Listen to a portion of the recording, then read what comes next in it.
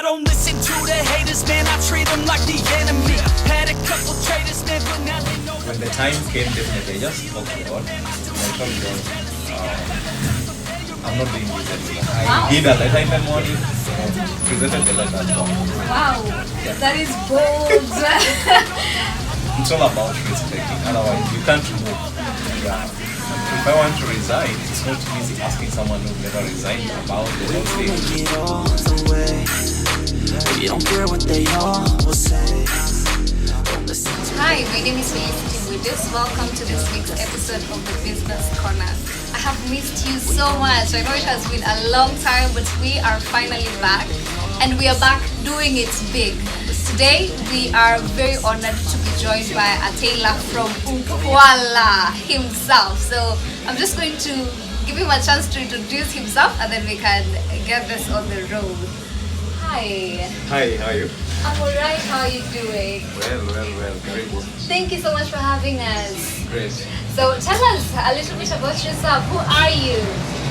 Just like you said, I'm a tailor from Ukwala, ATFU, fashion designer, based here in Kisumu, but of course with clientele all over the world. That's amazing. We gon' make it all the way. We don't care what they all will say. Don't listen to the hate, no. Listen to my fate, yo. Destined to be great, yo. And we gon' make it all the way. We don't care what they all will say.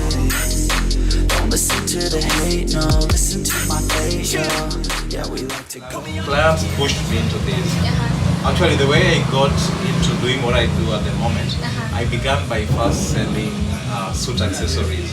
The ties, the tie clips, the lapel pins, the lapel flowers. So I would dress in them, and then I meet someone who is interested in one, and I would not mind just checking off my tie and giving it to you, because I mean you want like that, and that's what I have. I would sell it and go get another one. Yeah. Awesome. So that is actually tied to what I would like us to talk a little bit about, of what the inspiration was for you to actually do this. Yeah. I think now when I saw like there was that potential, because there are those who trusted me in getting them the suit accessories, because I mean people want to associate with someone who is already consuming the same product, because the best way to sell is because you are a consumer of your own product, because then there's that trust in what you're giving the client. So I think that is what now pushed me to now venture into this. But then I was in a regular employment, and now I was doing this as a side hustle. Yeah, though at the moment I decided now this to be the main hustle. And I took a retirement on employment. Early retirement, clearly. My goodness. Now you thinking about venturing into business full time. You have a job, but it may not be every single thing you've ever wanted, but at least for sure end month there's something coming my way. How did it feel like just making that decision to, like, I'm done doing this, this is what I want? I always tell people that it was so easy for me. And this is a question people ask every time, like how was it making that decision? Whom did you ask? Whom did you consult? Yes. I think I'm lucky enough I didn't ask people about it, because I believe if I was to commit suicide today, I don't have to ask someone how does it feel to commit suicide, because this person has not yet committed suicide. If I want to resign, it's not easy asking someone who never resigned about the whole thing. So it's something that had deep down me, and when the time came, definitely I just spoke to God, and I told God, I'm not doing this anymore. Actually, that evening I traveled from Nairobi to see my daughter in school, and when I arrived in Kisumu, I just felt like the following day I was not going to work. So I did a letter in the morning and presented the letter at work. Wow, that is bold. That is bold. Oh my goodness. It's all about risk taking. Yeah, clearly. And it's one of the key facets in entrepreneurship. I mean, it's all about risk taking. Otherwise, you can't move. Because what really pushed me to now let go of the employment is because I'd seen the stagnation that I had. Because you know, you wake up every morning, you know your potential, approach corporate, and you see the way they interact with you. You realize there's a gap in the industry that someone can come and fill. And now you're unable to do it because you don't have that full space and full time. So every time you're always pushing it. I can meet you on Saturday. I can meet you next week. And you know the best time to sell to a potential client is when they've shown interest. Otherwise, if that time elapses, then you can't close any deal. Yeah. Oh wow. So ATFU, what are some of the services you offer? What are some of the products in your collection? We do individual outfits. Yeah. From suits, tunics, like what I'm wearing right now, for both men, ladies. We also do kids. Yeah, we have a wide variety of items for individuals. So there are those that are we design and then we produce them for a client. Clients are also free to come up with their designs and share with us, because there are those who already have, you know, we're in the world of digital technology. There's Pinterest, there's Instagram. People already have these designs out there. And again, remember, there's no design that is original today. Most of the things that we are doing right now, we are reinventing. So they've been done, so we're just reinventing them. Yeah, so we have that line. We have the wedding packages. We do bridal outfits for the bridesmaids, the groomsmen, the groom, the bride. We've done gowns before. Amazing. Yeah, we do corporate merchandise, shirts, be it overalls, dust coats. We do all of that. We've worked with a good number of corporates within Kisumu and beyond. In hotel industry, we've done a bit of schools, some NGOs. Yeah. Oh my goodness, that is impressive. Yeah. Now that we are speaking about what the collection has, have there been like some highlights for you in all these 5 years? Like some big moment that you were like, oh my goodness, this was so worth it? I know, I've had big moments. Uh-huh. I think one of my highlights was when one time randomly I was picked as a mentor for M-Pesa Foundation Academy. Wow. I'm a teacher by profession. It was funny that I went to M-Pesa Foundation Academy as a tailor, as a designer, and not as a teacher. Wow. Because they have enterprise units, and those enterprise units now, they have different ones. There's one for tailoring, there are those for culinary art, there are those for shoemaking. So I went there to give them an insight into the industry, what happens out here, and to create a linkage between what they learn in there and what is actually the industry out there. What should they expect if they were to venture in that after school? Yeah. So that was a big moment for me. And I think the other highlight has been being present fully in my craft, because then it's like watching your baby grow.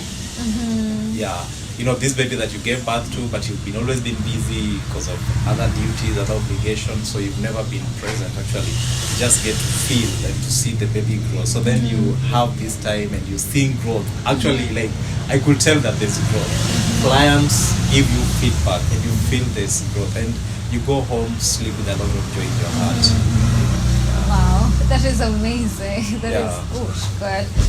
I know some people are already feeling like, hey, watch it. Let me go pursue everything I've ever wanted to do. And so for that person who's feeling like that and maybe would want to venture into design and what you do, what would be your advice to them? I think one thing in this line, you must have passion. They always say that there's no gauge of measuring passion. There's no passion measure. Yeah. But I mean, you must. It can't be something that you can just do, perhaps because you see someone doing it. You can't just do it because you've gone to school that you're supposed to do this.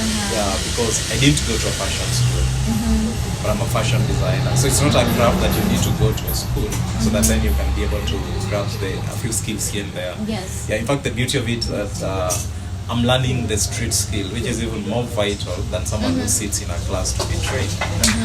Yeah, so what I would say is know what you want, Yeah. and then what direction do you want to take with the design.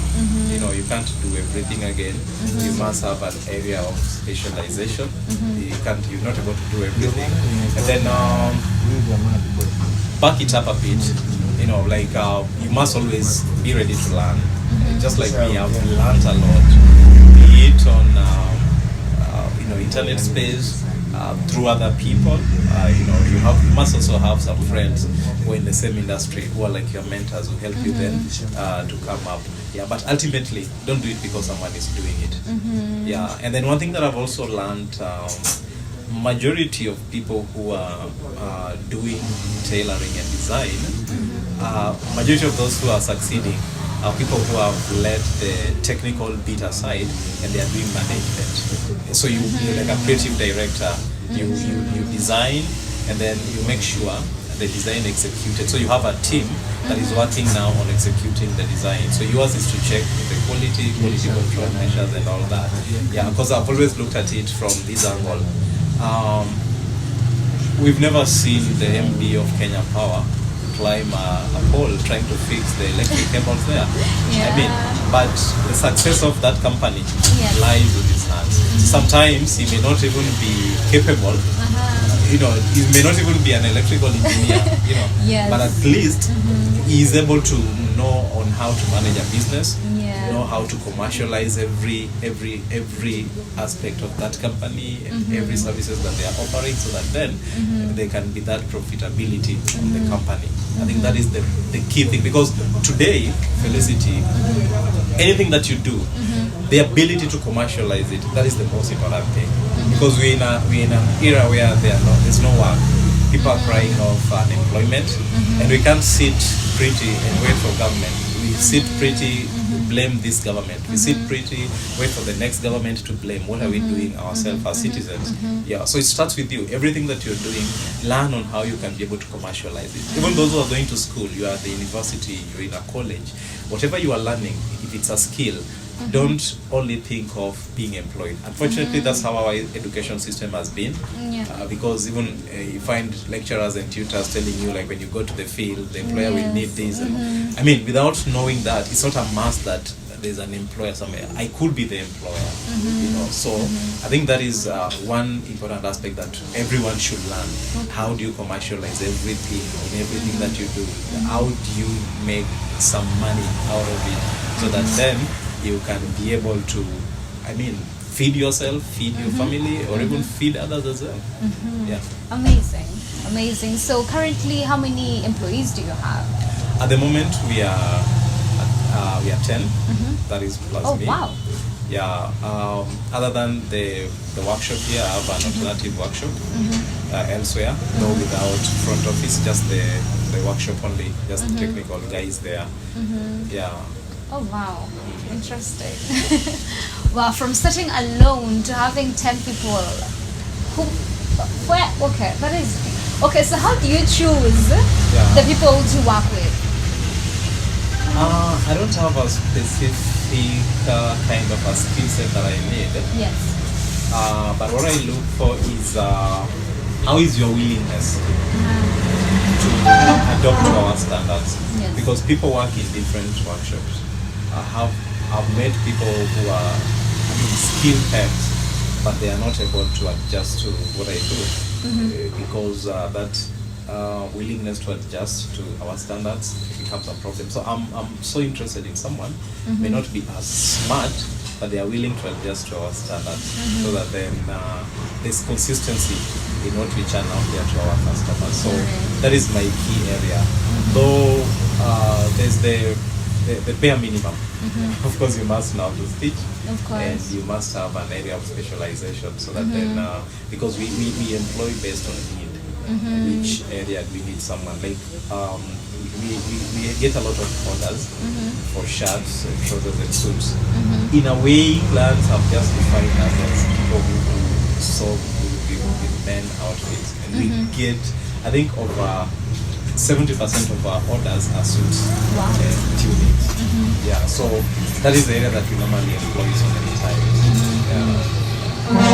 Okay, so So I know, in as much as we are saying go out, set up your business, there's also the very huge bone of contention that is issues financial management. Yeah. So how have you managed to take care of your finances?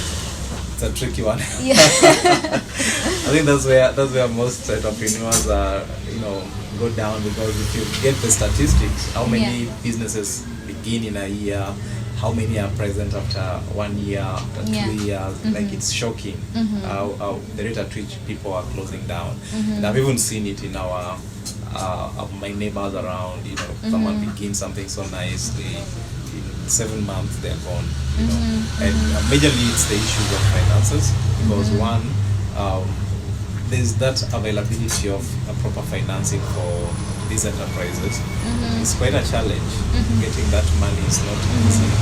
And what I've learned over time, I've learned to be friendly to the financial providers, like the banks. And that's why our payment here, we highly encourage people to make payments via PayBill, because the money goes directly to the bank.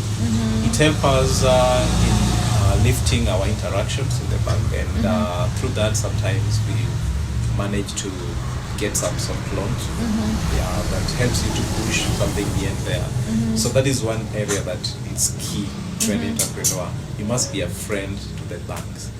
They have the money, so you must position yourself in a way that they can be able to trust you when they give you the money, because otherwise, if you're doing any business, there's always that vision of what I'm scaling up. How do you scale up without money?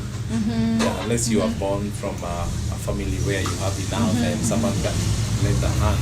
But now if you don't have that privilege, then definitely you have to now rely on such. Although my seed capital came from the employment, which of course I'm grateful, because what I started with, I was able to get from, because by then I was in employment, so I was able to get some finances from that.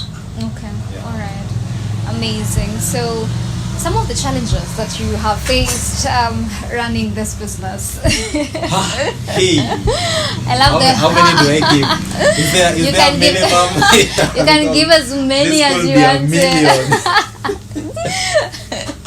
Of course, we're in an industry that is so time bound in terms of orders. Yes. There's always a deadline. I was recently joking to a sister of mine. She was like, this January is dragging. And I was like, wow, to us it's moving really fast. Because right now you're saying in January, but you're already giving dates for February. So it always pushes you. Before you know it, that month is down. You're another month. So we're always on the working with time. So that's one big challenge, because then you don't have time to rest and say, at least today it's easy. Because when it's easy, there's no money. When it's easy and you can relax, it means you don't have enough orders. So the more orders you have, like those peak seasons, the April when they're event, the August, the December, it means there's some money. So there's that aspect. And then we have a challenge sometimes of clients who don't express their interest when they are placing their orders. So someone comes and tells you, me, I want something nice. So you're a designer, design me something good. So you do that based on what you feel, based on their body type, based on the skin tone, based on the material chosen in the design. And then now when the client comes, that's when now they declare. Someone is telling you, hey, mi sipendangi shati mrefu, mi sipendangi shati baggy, mi sipendangi shati tight. That's when now they are declaring their interest, and that is what then you ask them to say at the moment, but they are not able to do that. So it's a big challenge, because then now it looks like you have the mistake, and here, as you'll see, most of the signages here customize the boss. So we always want everyone stepping out of that door to be satisfied and happy. Of course, we have the challenges of the finances, just like we had mentioned. I mean, in running any enterprise, you never have enough. I don't think there's a time when you now say, like, I have enough money for the operations, I have enough money that I can use to scale up. There's always that challenge of finances every time, and that's what keeps us even grinding more, because then you want to get enough to be able to do your operations, be able to pay your staff, so that then everyone is comfortable. And then of course there's it's an industry that is evolving, and you find there are new designs coming in every day. So of course you must also keep abreast to this. Every day you're always on the net checking that. So you must do a balance, doing that, doing the management bit of it. Because like right now, I'm lucky I'm seated with you here without a phone. My phone is always on my hand because that's my office. Yeah, so sometimes even when I'm away, I'm not here, I'm in the field, I'm still working. Like not just the physical one, but even virtually. Yeah, we get a lot of orders via WhatsApp. So we have to be always sending designs, sending quotation. So sometimes it leaves you no space to even interact with people, because you are with a friend, maybe you and my friend, we taking coffee somewhere, and then I'm always on my phone. Yeah. Because these people get worked up whenever they reach out and you're not responding in time. The clients really get worked up about that, and we always try to be quick with our responses. Yeah, though I'm trying to now mitigate that slowly because right now I have an assistant. So I'm trying to delegate some of these roles now to other people, so that then I don't have my plate so full. Yeah, so that I can also have a life. Yeah. Like now that we're talking about you being this crazy busy, what does your normal day look like? My normal day starts at around 5:30 in the morning. I'm a traditional person. Normally I begin with, I'm a Catholic, so I begin with rosary.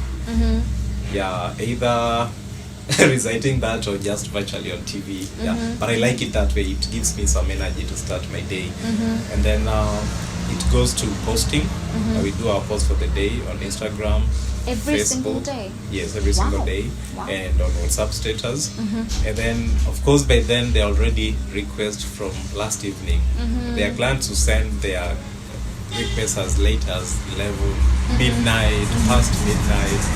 Yeah, so I have to respond to that. And then once I do that, I now start to prepare to leave the house. Yeah, and sometimes it even drags me, because you find you responding to this one, another one calls, you need to send this quotation. Yeah, and there's a time I used to feel like when I stay in the house, it's like I'm idling. Then I realize I'm still working, so I should not be feeling bad about it. You know, there's a mindset that when you're just seated, then you're not working. We are so used to being physical. Yeah. So after that, then I come to the shop, and of course, the first thing normally is to check the flow of the orders, because we arrange on what is being done today, the previous evening. So I check on the flow, I check on the progress, and what needs to be pushed. Perhaps there's something that is more urgent, needs to be pushed, so I do on that. And then now, if I have a field work, like there's a plant I need to meet out there, that's when now I arrange myself and go. Yeah, because that's the period when I can be able to do that. Because in the evening we have a lot of traffic, because guys are coming from work, especially on weekdays. So I always like being present, especially in the evenings. Yeah. Oh, wow. Yeah, so sometimes my day can end as early as 7 in the evening, or as late as midnight, especially on peak season. Yeah. Oh my goodness. Yeah. And you feel nothing. The funny thing is you feel nothing about it. You don't even feel tired. What? That's it. Takes me back to the question, the thing we were just discussing. Now, how do you balance time? You leaving work midnight or 7, 8, like, and you have to be up by 5:30. Like, do you even, like, literally, okay, let's just be a little bit honest. Do you ever have time for yourself, like even just a little bit, like today I'm taking a day off, or why not? Yeah, sometimes you have to block it deliberately. Though I think I'm selfish with myself. I don't give myself a lot of off days, but I do for family. I spend quality time with my daughter when I decide to block work and it's her day. She knows that, like, I have traveled to Nairobi, we do play here and there, we do catch-ups here and there, we do meals here and there. Yeah, so I've learned to also create time for that, because otherwise it can't just be work alone. And of course, once in a while I also go to play. Yeah, they say without play, I mean, you become dull. Yes. But the good thing is you must have a balance, you know. Yes. You must know when now to have free time, because I also have friends. You know, you must also be socially active. There are friends that you need to catch up with. So there must be that balance. All right. It's tricky, but we try. Okay. All right. Good. So if someone wants to find you, what are the social media platforms or a phone number? We on social media, ATFU Collection. ATFU, of course, it's a tailor from Ukwala. We're on Instagram, we're on Facebook. Then I have a page on Twitter. I have a Twitter account, but a personal account. Still ATFU. I have a personal account on Facebook, ATFU. Yeah, it's all ATFU. Yeah, and perhaps if I give our telephone lines, there are clients who have always wondered why ATFU, because we began as Power Impression. So there are clients who still get confused about it. So Power Impression is still there. Power Impression is our umbrella company. Now ATFU is a brand under Power Impression. Yeah, so saying that in future, if you were to begin another line in fashion, different from what we are doing here, then we have another name for it, but still under Power Impression. Yeah. So our phone numbers, my number, which is part of 0723 094 777. That number is so present online, like it's no longer my number. Yeah, I have personal number. Yes. Yeah, which friends can get me with. And then we also have the office line here, 0202 094 777. We also have an alternative one, 0754 094 777. It always ends with 777. All right. Yeah. Good. Thank you. Now, the name ATFU. Yes. How did you coin that? It's an easy one. I come from Ukwala and I'm a tailor. Proud tailor. I'm also proud of where I come from, Ukwala. And by the way, big up to Ukwala people. Those guys have really supported me. Like, they're just cool people from where I come from. They've always supported me. They feel so happy about it. Yeah, recently someone was passing randomly and they saw the name Ukwala and they come from Ukwala. And they just walk in and they said, like, feel like this is home. So I just felt like I should come in and find out what's going on here. Yeah, so that's how I came up with the name. Yeah, I'm Taylor, and I come from Kuala. Awesome. This has been amazing. So what is your parting shot? I think what I would want to tell guys, ATFU is here for those who are in Kisumu, those who are out of Kisumu. Check out what we have. Give us those orders. I mean, you can always be sure of quality. Those who have interacted with in business, they know that. And I also want to encourage those who are sitting down there, you did tailoring, and you feel like, I mean, this is just tailoring, you know. This is an industry that is giving people employment. This is an industry that is giving people work. People have money because of this. So just package yourself. How do you want people to see you out there? Don't have the mindset of just having a machine and stitching and full stop. Yeah. Right now, in any business, and especially entrepreneurship, you must do disruptive marketing. I mean, if you look at our signage out there, I mean, it's like a bank signage, because you can't go just small, taking a brush and writing our brand out there. No, you must do it in a way that even when the client look at it, they feel like this is a serious space. Yeah, even the way you do the interiors of the business, everything, there must be that top notch, so that someone feels like this is a serious space. And it doesn't have to do with money, it's just having a good taste and researching properly, and knowing what you want and how you want to do it. Awesome. Yeah. This has been so beautiful. Thank you so much for creating time for us in your very busy schedule. Any day, any time. Yeah. Thank you so much. We'd like to do this again in the next 5 years' time and just, see how this has grown. But thank you so much. And you didn't mention that you're also I was coming to it. But thank you so much for having us. Yeah, guys, I would like to encourage you guys, all of you, if you need your suits done, if you need your outfits done, come to ATFU Collection. They have made me some of my most incredible suits that I have and I own. And I'm just, you leave feeling so satisfied. So you can definitely trust this brand. I want to also say a huge thank you to you for joining us and creating time to sit with us. We'll see you guys again, same time, same place next week. I don't listen to the haters, man, I treat them like the enemy. Had a couple traitors, man, but now they know the penalty. I tell them, see you later, fam, I do not need this jealousy.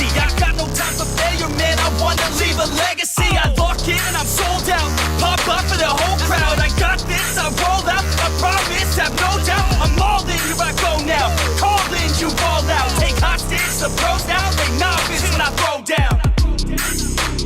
We gon' make it all the way. We don't care what they all will say. Don't listen to the hate, no. Listen to my fate, yo. Destined to be great, yo. And we gon' make it all the way. We don't care what they all will say. Don't listen to the hate, no. Listen to my